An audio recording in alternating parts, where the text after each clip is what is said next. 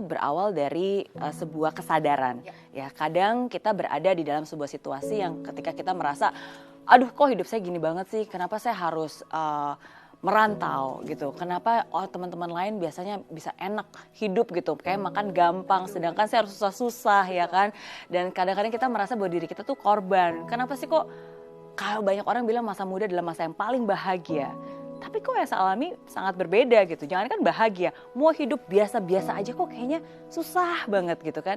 Ya, dan seringkali orang terjebak dan akhirnya kita merasa menjadi korban, victim gitu. Nah, jadi paling penting yang pertama adalah kesadaran. Sadar bahwa kita bertanggung jawab atas hidup kita. Kita bertanggung jawab atas nasib kita. Nggak perlu menyalahkan orang lain dan bahkan nggak perlu mengasihani diri kita sendiri gitu untuk mendapatkan empati. Nah, jadi dari situlah saya sadar dan akhirnya baru langkah kedua saya menetapkan tujuan. Ya, saya percaya bahwa masa depan saya lebih baik daripada keadaan saya. Keadaan saya sekarang mungkin memang tidak baik pada saat itu ya. Hutang, susah, berkekurangan gitu. Tapi oke, keadaan bisa berubah. Nah, pada saat itulah di ulang tahun saya ke-20 saya punya mimpi. Saya memutuskan mimpi, bukan saya lagi tidur bermimpi ya. Saya punya mimpi dan saya bilang saya ingin sebelum usia 30 tahun punya kebebasan finansial.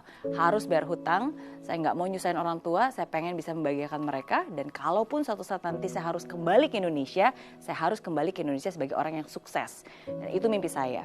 Nah, seringkali banyak orang, saya yakin pasti mereka juga semua punya mimpi. Dan banyak orang sekarang kalau kita berbicara tentang kebebasan finansial ya, pengen juga dong punya kebebasan finansial gitu. Tapi kita juga harus tahu keadaan kita, posisi kita pada saat itu. Kalau pada saat itu, kalau kayak sekarang pada saat itu kan saya belum punya penghasilan, apalagi saya punya hutang. Gimana kalau kita loncat tiba-tiba kebebasan finansial tuh kayaknya is jumping banget gitu kan. Nah, makanya harus ada step by stepnya.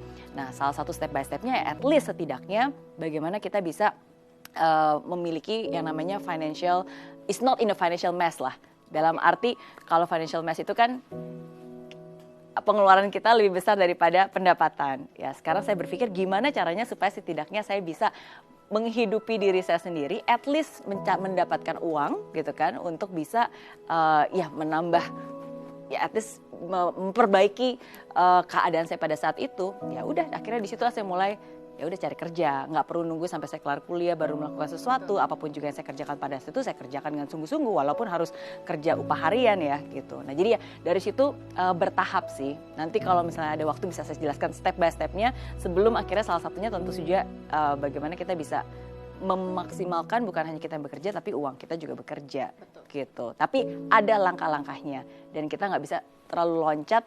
Akhirnya kita nggak tahu step-stepsnya dan akhirnya jadi menghayal dan halu kan.